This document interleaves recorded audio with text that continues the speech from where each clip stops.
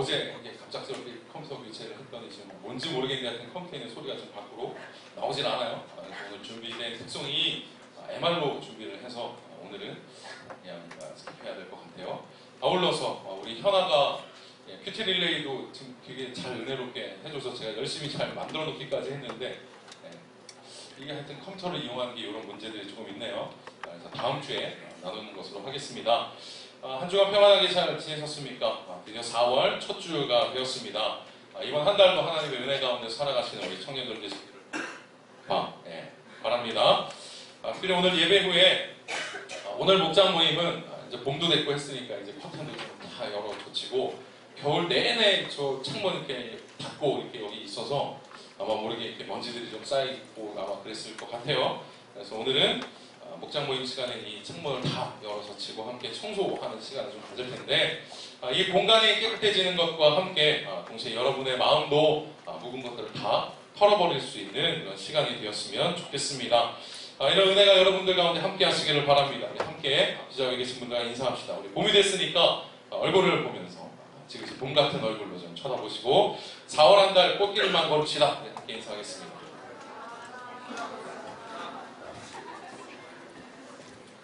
네. 그리고 우리 경조가 저를 맨날 이렇게 물을 이렇게 떠줘요. 설교할 때 목마르지 말라고. 근데 하여튼 무슨 의도인지 모르겠는데 항상 물을 적게 줘. 내 마음이 항상 쫄려. 이걸 아껴 먹어야 된다라고 하는 이 마음이 굉장히 다음에는 좀 딱 찍어주세요. 네, 오늘부터 한 달 동안 예수님에 대한 이야기를 좀 나눠보려고 합니다. 그동안 제가 뭐 강조하지는 않았지만 원래는 3월 둘째 수요일부터 사순절이 시작되었죠.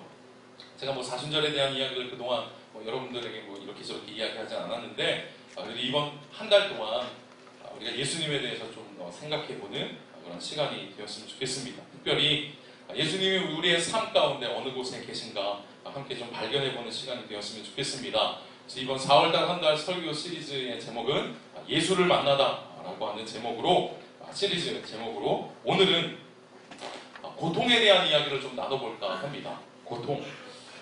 그리고 오늘 설교의 제목은 거기에도 있으셨다입니다. 오늘 말씀 가운데에도 필요한 은혜들을 우리에게 주실 줄로 믿습니다. 하루는 제가 집에 딱 들어갔는데 현관문을 이렇게 딱 열고 들어가자마자 이제 뭐 그 시간에 올 사람이 저밖에 없으니까 이제 하윤이가 제가 뭔지는 알죠. 근데 안에 이렇게 들어보니까 얘가 막 울고 있어요. 내가 딱 들어가니까 얘가 울면서 저한테 막 이렇게 달려오는 거예요. 너 왜 그래? 그랬더니 수호가 요즘에 수호가 힘들어요. 힘이 세졌어. 그리고 얘는 자꾸 누워있으면 뭐 자꾸 이렇게 타먹어갖고 나를 잠을 깨워 자꾸 새벽에. 힘들어요. 근데 얘가 힘이 세져가지고 유모차를 타면 장난 아니야. 그때 달리기를 해. 막 휘젓고 다녀니까 어떨 땐 내 발도 밟고 지나가고 이러면 되게 아파요. 근데 이제 하윤이가 이렇게 서 있는데 얘가 수호가 막 이렇게 돌아다니다가 발을 밟은 거예요. 그러니까 막 울면서 저한테 와가지고는 수호가 내 발 밟았어. 막 그러면서 우는 거예요. 사실 별건 아니죠. 그래도 저는 하윤에게 이렇게 이야기해줬습니다. 그랬어? 수호가 밟았어? 어디 밟았어? 여기 밟았대. 뭐 흠집도 없어. 그래서 그냥 어떻게 막 그냥 하는 거죠. 그래서 제가 이제 신발 벗고 들어가서는 일로 와 수호 혼내줘야 되겠다 하는 거죠. 하윤이 데리고 가가지고 너 이놈 조심히 다녀야지 이렇게 누나 밟고 다니면 돼 안 돼? 이렇게 뭔지 몰라. 막 나는 이렇게 뭐 이놈 막 해도 그냥 그리고 쳐다보고 그냥 있어요. 그리고 이제 하윤이한테 얘기하는 거죠. 이제 됐지? 그럼 이제 됐다는 거예요. 혼내줬다는 거죠.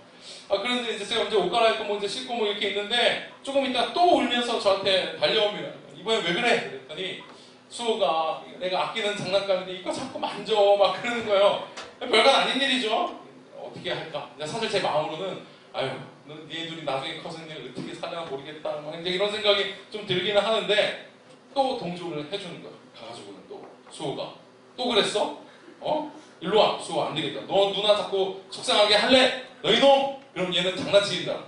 웃어. 이거는 그냥 뭐 이제 그런 거죠. 그냥 막 이런 일들이 요즘에 굉장히 많이 일어납니다. 그러니까 제가 하루는 안 되겠다 싶었어요. 얘가 자꾸 달려오니까 안 되겠다 싶었어요. 하루는 딱 얘가 또 와서 어쩌고저쩌고 하길래 이게 무슨 소리일까요? 예, 여기서 일어났던 소리죠. 그러니까 하루는 이제 도무지 안 되겠다 해서 얘 왔어요. 또 어쩌고저쩌고 그래갖고 수호가 딱 혼내준 다음에 야 하윤아 이제는 안 되겠다. 수호가 너 자꾸 괴롭히니까 야 수호 할머니 집에 보내버려야 되겠다. 안 되겠다. 그러니까 얘가 또 심각해진 거야. 하윤이가. 그건 또 싫다는 거예요. 그래서 제가 이제 그때 더 액션을 더 취한 거예요. 안 되겠다. 신발 신으로 막 이렇게 가는 신용을 하면 얘가 와가지고 막 그건 안 된다는 거야. 보내지는 말고 혼만 내달라는 거죠. 필사적으로 그렇게 못한다고 저를 말립니다. 여러분 하윤이가 저에게 원한 것이 무엇일까요? 수호를 혼내주는 것을 원한 것일까? 아니면 요즘에 얘가 질투를 굉장히 이제 심하게 하는데 질투를 유발시키는 수호를 진짜 다른 곳에 보내버리기를 하윤이가 원하는 것일까요? 막 보내버린다고 할 때 막 이러고 막 그럴까요? 그게 아니죠. 그러니까 하윤이가 원하는 것은 그저 자기를 알아달라는 거죠. 그러니까 요즘에 이제 둘째 때문에 질투가 생겨서 자기를 좀 봐달라고 하는 거예요. 그러니까 알아달라고 하는 거고 뭐 별것 아니게 이렇게 좀 흠집 정도 난 거지만 자기가 그래도 아프니까 이거 아픈 거 좀 위로 좀 해달라고 하는 거예요. 그러니까 한마디로 공감해달라고 저에게 요청을 하는 것이죠. 여러분 간혹 공감의 능력이 없어서 다투는 커플을 간혹 보게 됩니다. 자매가 이런 거죠. 그다음 회사 생활에 너무 막 화가 나서 어떤 사람이 자꾸 스트레스를 주는 거예요. 남친구 만나가지고 그냥 화풀이 하는 거죠. 진짜 오늘 내가 무슨 일이 있었는 줄 알아? 막 이야기하는 거죠. 막 어쩌고저쩌고 막 얘기하다가 너무 화가 나니까 그 상대방 욕을 했어요. 에이, 욕을 했어요. 뭐 그런 욕을 했어. 근데 가만히 듣고 있던 그 형제가 말을 딱 자르면서 이렇게 하는 거죠. 아니 근데 그래도 욕을 하는 건 좀 그렇지 않아? 하는 거. 너 우리 그래도 그리스도인인데 이런 상스러운 욕을 하는 거는 좀 그런 것 같아. 여기까지만 하면 괜찮아요. 근데 한마디 더 거드는 거죠. 그리고 있잖아. 내가 끝까지 다 들어봤어. 객관적으로 내가 제3자 입장에서 내가 들어봤는데 이거는 네가 좀 잘못한 것 같아. 여러분 조심하셔야 됩니다. 특별히 형제들. 제3자의 입장에서 보면 정말 제3자가 될 거예요. 여러분. 아니 제3자한테 얘기할 건 뭐하러 그 사람한테 이야기를 하겠어요. 제3자가 아니니까 이제 이야기를 하는 거죠. 정말로 그렇게 될 가능성이 있어요. 그러면 아무리 정말 그 자매가 잘못한 거, 너 욕하는 건 아니야 얘기해주고 말이고 너가 이런 부분에서 잘못했어라고 이야기를 하면 그 자매가 그 이야기를 듣고 갑자기 그렇구나. 내가 큰 잘못을 내가 욕을 하다니 주님 뭐 잘못했습니다 이렇게 회개하는 역사가 일어나겠습니까? 절대로 이런 역사는 일어나지 않습니다. 그냥 문제를 해결해 주지 않아도 그냥 공감해 주는 거죠. 그냥 속상했구나. 많이 들었나 보다 하는 거야. 그러니까 여기서 조금 더 나아가려고 하면 진짜? 걔가 그랬어? 같이 욕하는 거예요. 여러분 괜찮아요. 같이 한마디 욕 거들어주면 좀 어때? 그리고 거기서 한마디 좀 더 나가려면 그냥 걔 전화번호 뭐야? 이 자식 전화번호 뭐야? 내봐. 하는 거예요. 그럼 진짜로 주겠어요? 안 줘. 그냥 거기까지 그냥 한 발 더 나가는 거죠. 그러니까 이 정도만 하면 사실은 끝날 수 있는 일인데 뭐 그냥 갑자기 자기가 무슨 검사라도 된 것처럼 이 일이 잘잘못이 누구에게 있는지를 따지려고 드니까 한마디면 해결될 수 있는 문제를 100마디를 해도 풀어지지 않는 그런 결과를 맞이하게 되는 것이죠. 여러분 생각보다 우리는 해결보다는 공감을 원할 때가 상당히 많이 있습니다. 특별히 이제 우리가 뭐 나이가 이제 이 정도 된 청년으로 살아가고 있는데 이제 청년 정도 됐으면 이제 지각이 다 있어요. 그래서 내가 당하고 있는 고난, 고통, 좀 어려운 일 이것을 남이 해결해 줄 수 없다는 것을 다 압니다. 그러니까 원하는 게 무엇이겠어요? 그러니까 해결해 달라고 하는 것이 아니라 그냥 나를 좀 알아달라, 공감해 달라 이렇게 이야기하는 거죠. 만약에 거기서 전화번호 뭐야 갖고 와봐 그랬을 때 진짜로 알려주는 자매는 만나면 안 돼요. 그런 자매는 헤어져야죠. 그게 아니죠. 오히려 해결해 주려고 하는 것. 그러니까 남의 일인데 내가 직접 나서서 해결해 주려고 하는 것은 오히려 더 부담스럽습니다. 비현실적으로 느껴지고 소극적으로 보여지만 그냥 편들어주는 거, 함께 있어주는 거, 공감해주는 거, 또 때에 따라서 함께 그냥 슬퍼하면서 울어줄 수 있는 것이 훨씬 더 현실적이고 큰 위로가 될 수 있다고 하는 것입니다. 자, 그럼 이 사람 사이의 문제도 그럴 건데 하나님에 대해서는 여러분 어떠신가요? 여러분은 하나님께서 여러분의 삶의 어느 부분까지 간섭하시고 해결해 주시기를 원하십니까? 특별히 내가 고통당하고 있을 때에 하나님은 도대체 무엇을 하고 계신가? 이렇게 좀 원망스러우실 때가 있지는 않으셨습니까? 특별히 오늘 말씀을 통해서 우리가 고통당할 때, 우리가 힘들어할 때에 하나님은 도대체 어디에 계셨는가? 그리고 무엇을 하셨는가 함께 오늘 말씀을 통해서 발견해 보았으면 좋겠습니다. 오늘 본문은 마리아와 마르다 이 자매, 그리고 그 자매의 오빠인 나사로에 대한 이야기입니다. 마르다 자매가 이 오빠인 나사로가 이제 병이 심각해지는 거죠. 그러니까 이게 도무지 이제 우리 힘으로는 어떻게 할 수가 없다 하는 생각이 드니까 이제 급히 사람을 예수님한테 보냈습니다. 그래서 예수님 보고 좀 오셔서 고쳐달라고 이제 요청을 한 거죠. 자, 그런데 예수님께서 이 소식을 들으셨는데 금방 갈 수 있는 거리였지만 거기서 며칠 더 머물렀다가 이제 가게 됩니다. 그러니까 이제 예수님이 도착하기 전에 그만 이 오빠였던 나사로가 먼저 죽고 맙니다. 그러니까 사흘이 지나서야 예수님이 도착하셔서 이제 마르다 자매를 만나게 된 거죠. 그러니까 그 자리에서 이제 마리아가 예수님을 보자 원망하듯이 이렇게 이야기합니다. 물론 이 본문에 그렇게 나온 건 아니지만 제가 조금 바꿔서 이야기하면 이런 거예요. 주님, 여기에 주님이 계시기만 했어도 제 오빠가 죽지 않았을 겁니다. 그러니까 달리 말하면 무슨 말이에요? 그러니까 왜 이렇게 늦게 오셨냐는 거예요. 제 오빠가 고통당할 때에 예수님 도대체 어디에 있었습니까? 우리가 이렇게 슬퍼할 때에 왜 그 자리에 오셔서 이 문제를 해결해 주시지 않았습니까? 지금 이런 어떤 원망을 하고 있는 것이죠. 마리아의 마음을 조금 더 들여다볼 필요가 있습니다. 사실 조금 더 들여다보면 이런 거예요. 마리아가 예수님을 모셔오게 한 이유가 여러분 무엇입니까? 위로해달라고 한 것이 아니라 병을 고쳐달라고 이야기를 한 것이죠. 그러니까 특별히 치유자로, 의사로 예수님 좀 이 자리에 좀 와 계셔 주십시오. 이렇게 요청을 한 겁니다. 그런데 오빠가 죽고 말았어요. 이제는 끝난 것이죠. 그러니까 이 마리아의 입장에서는 예수님에게 더 이상 뭘 바랄 게 없어진 거예요. 왜? 이미 죽고 말았으니까. 그냥 그 병을 치료해달라고 예수님을 불렀는데 죽고 말았으니까 더 이상 예수님에게 뭘 바랄 게 없어요. 그러니까 남은 게 원망밖에 없는 거죠. 조금 더 빨리 오셨어야지 왜 이제 오셨습니까? 원망만 남았습니다.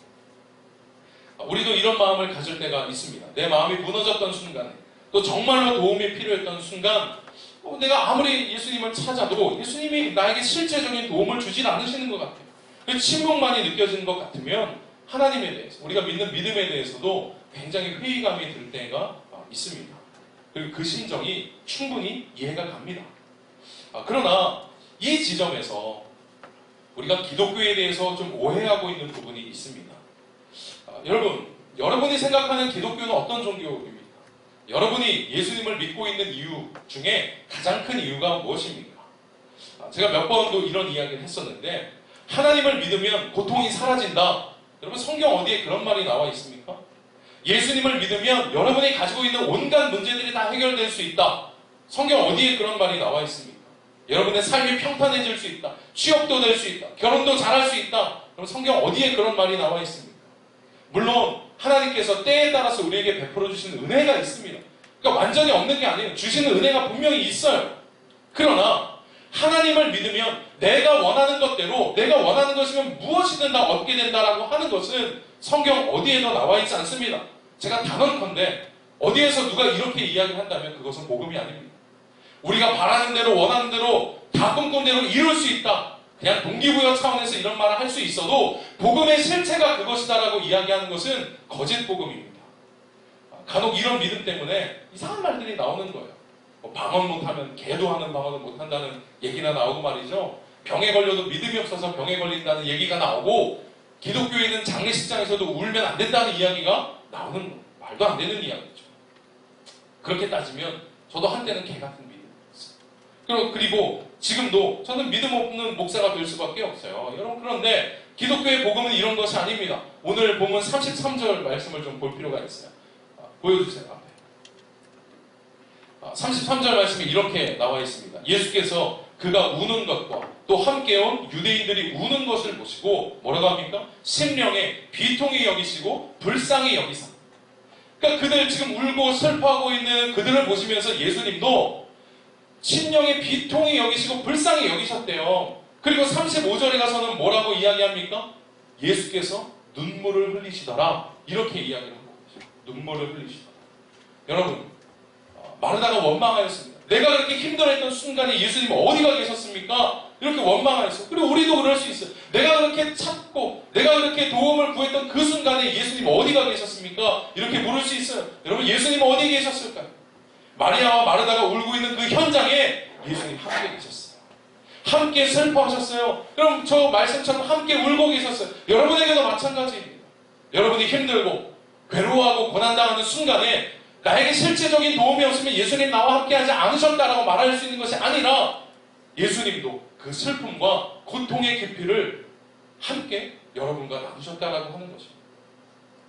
여러분 성경의 이야기를 보면 조금 이상한 부분이 있어요. 특별히 오늘 읽은 부분에서도 잘 보면 이상해요. 왜 그러냐면 처음부터 예수님은 그 사람이 보내어서 이제 좀 와달라고 하는 요청이 있었을 때부터 예수님이 뭐라고 이야기를 하시냐면 그가 잠들어 있는 것을 깨우겠다라고 하는 것처럼 말씀하셔요. 그러니까 그가 죽었어도 내가 그를 살릴 것이다라고 하는 말씀을 하세요. 그러니까 예수님의 계획은 처음부터 죽은 나사로를 살릴 계획을 세우셨다라고 하는 겁니다. 그러니까 요한복음 11장 전체를 보면 이 죽었던 나사로를 살리셔서 부활이 무엇인가를 몸소 보여주기를 원하셨어요. 예수님의 부활 이전에 부활이라고 하는 것이 실제한다라고 하는 것을 보여주시기를 원하셨어요. 그리고 그를 통해서 하나님 나라를 증거하겠다라고 하는 계획을 가지고 계셨습니다. 여러분 그러면 이상한 거죠. 아니 결국은 살리실 건데 그냥 어차피 조금 있으면 이 나사로가 살아날 텐데 그럼 왜 우셨을까? 예수님 왜 우셨을까? 이상하지 않아요? 왜 우셨을까? 결국 살리실 것입니다. 이유는 단 한 가지입니다. 예수님도 그 슬픔과 고통의 깊이를 경험해 보셨기 때문에 함께 오신 거예요. 그러니까 제가 슬퍼하고 있어요. 제가 지금 슬퍼하고 있는데 제가 슬퍼하니까 그냥 제가 슬퍼하는 거 보니까 나도 슬프다? 그냥 이런 정도가 아니에요. 그럼 제가 써놓은 것처럼 경험적으로 저 슬픔의 깊이가 얼마나 깊은 것인지를 예수님도 몸소 체험해 보셨기 때문에 나도 그 고통의 깊이를 알고 있기 때문에 경험적으로 알고 있기 때문에 함께 우실 수 있었던 거예요. 그럼 제가 이렇게 말할 수 있는 근거가 있습니다. 예수님의 생애를 보면요. 예수님은 절대로 순탄하게 사셨던 분이 아니에요. 그러니까 우리가 알고 있는 몇 가지 예수님의 순환이 있기는 하지만 이 예수님의 생애 전체를 따져보면 예수님은 절대로 순탄하게 사신 분이 아니에요. 굉장히 어려우셨습니다. 하나씩 좀 따져볼까요? 탄생의 순간부터 한번 좀 따져봅시다. 자, 우선 예수님은 어머니 마리아의 뱃속에 있으면서도 쉽지 않으셨습니다. 평탄하지 않았어요. 여러분 우리가 알고 있는 대로 마리아가 임신을 하게 된 것은 요셉과의 관계에서 이 아이를 잉태한 것이 아니라 남자를 알지 못하는 상태에서 임신을 하게 됐는데 이게 유대인들의 관습에 따르자면 이거는 걸리기만 하면 죽게 되는 거예요. 그러니까 이 태중에 이 아이가 있는 상태에서도 마리아는 함부로 집 밖에 나갈 수도 없어. 이 기쁜 소식을 알릴 수도 없어요. 숨어서 지내야 되는 거예요. 숨어서. 여러분 나중에 이제 결혼하시고 이제 다들 아이들을 가지실 테니까 참고로 이야기를 하자면 태교가 매우 중요합니다. 하나님이 사람을 굉장히 오묘하게 지으셨어요. 저희 집에 애가 둘이 있잖아요. 한 명은 태교에 실패했어. 그리고 한 명은 태교에 성공했어. 첫째는 확실하게 태교에 실패했어. 근데 둘째는 교회에서 하는 막 태교 학교에도 가고 막 이랬어요. 확실히 달라요.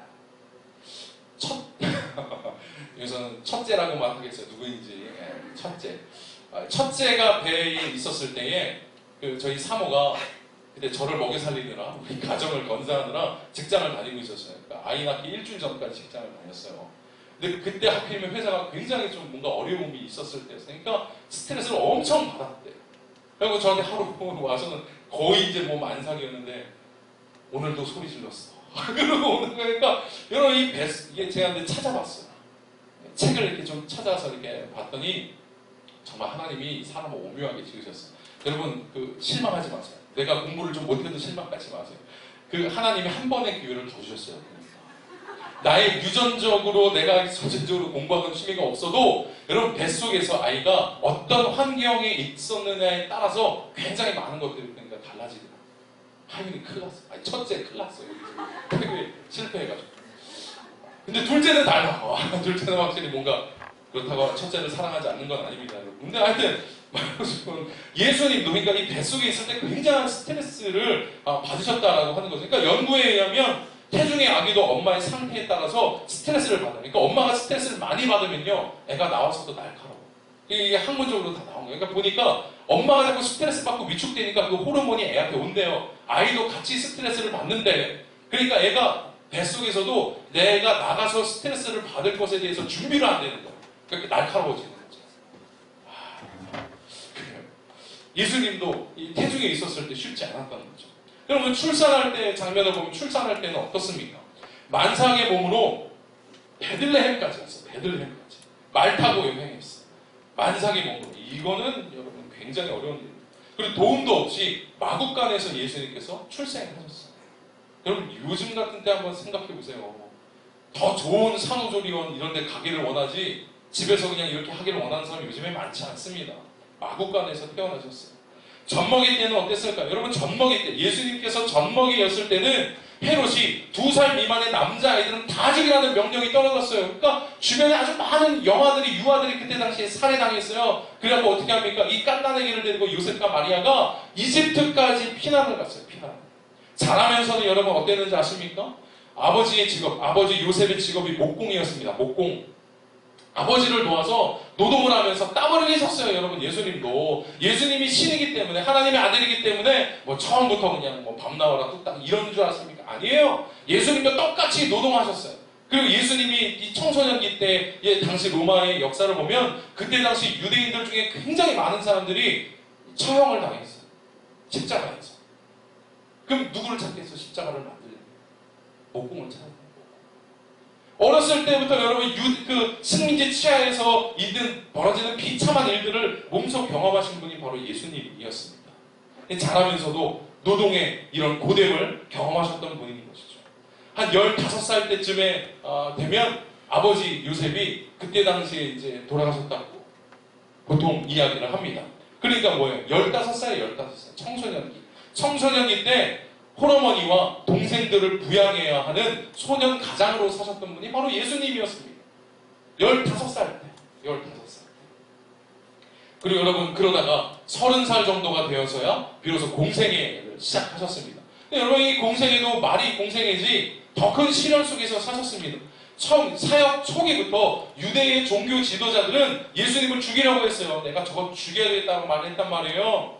더 이 예수님의 세력이 많아지기 전에 유대 지도자들은 예수님을 죽이려고 했고 또 어떻게 해야 됩니까? 3년이 지나서 가르쳤던 제자들은 배신했어요. 한 명은 완전히 배신했고 나머지 11명의 제자들은 십자가 앞에서 다 흩어지고 말았어요. 가장 필요했던 순간에 배신하고 다 도망가 버리고 말았습니다.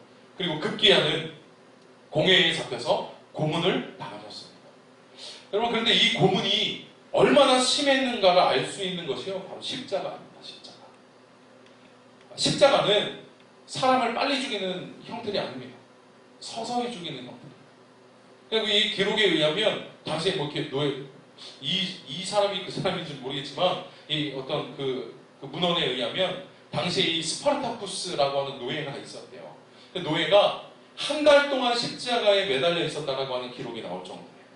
그러니까 이 십자가는 사람을 천천히 죽이는 게 아니에요.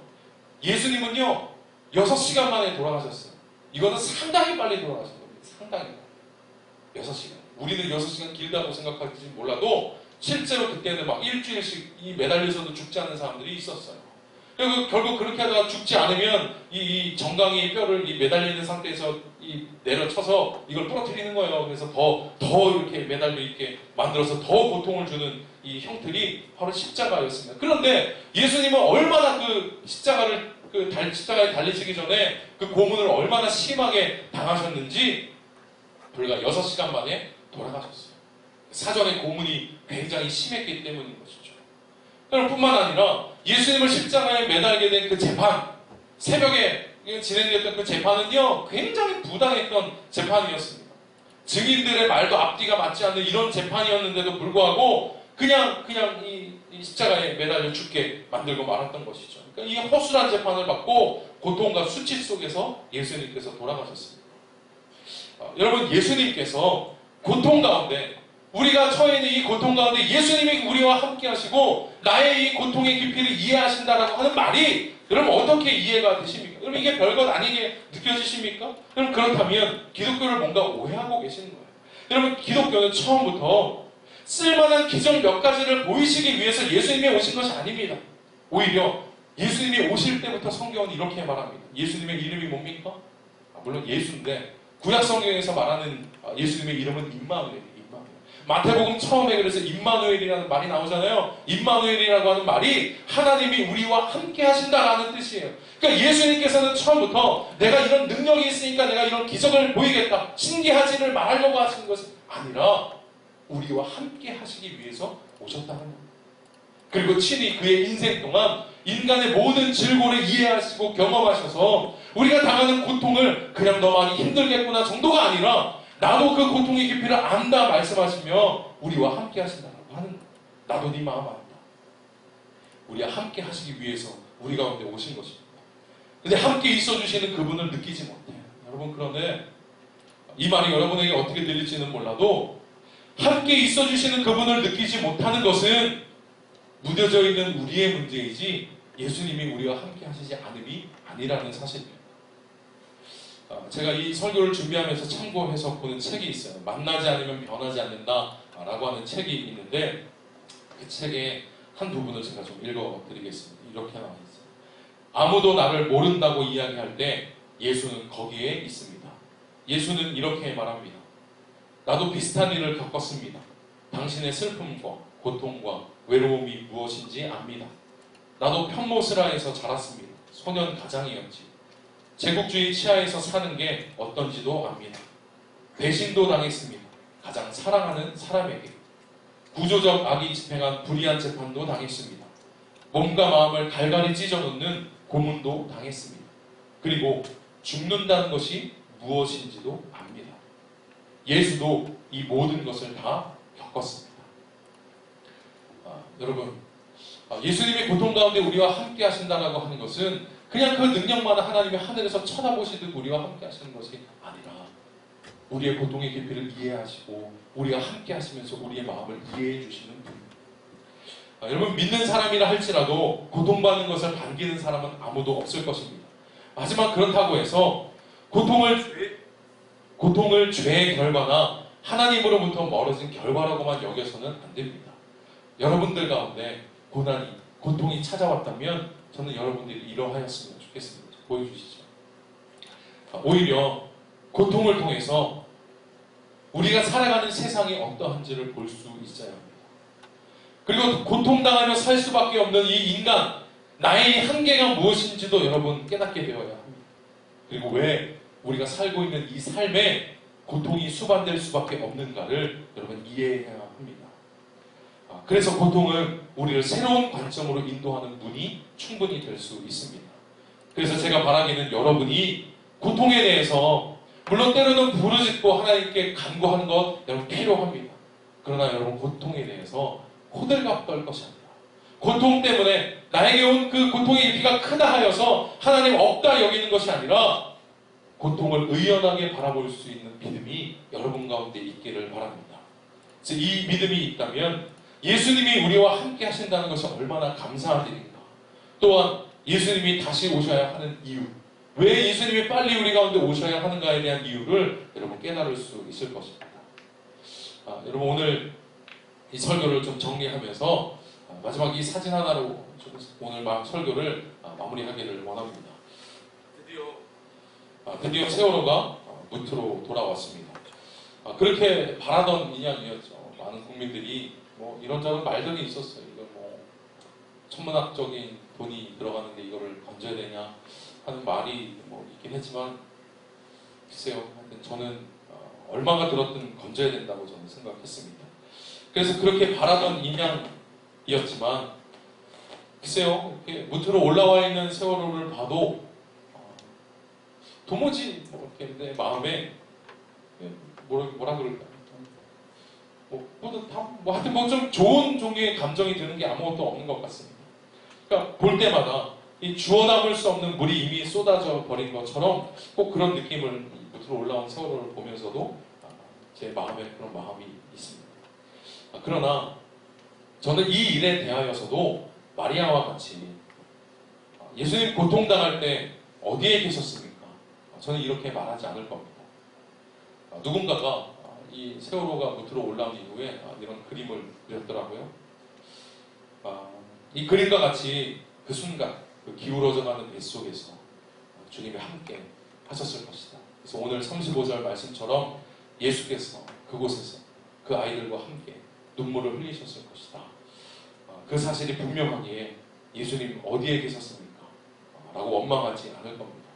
또한 여러분들의 고통에 대해서도 여러분이 어떤 시련을 겪고 있다 할지라도 예수님 왜 저 아이에게 저런 일이 벌어지고 말았습니까? 원망하지 않을 것입니다. 예수님은 분명히 그 고통 가운데 함께 하고 계실 것이 분명하기 때문에 그렇습니다. 이 예수님께서 여러분의 삶 가운데에도 분명히 함께 하십니다.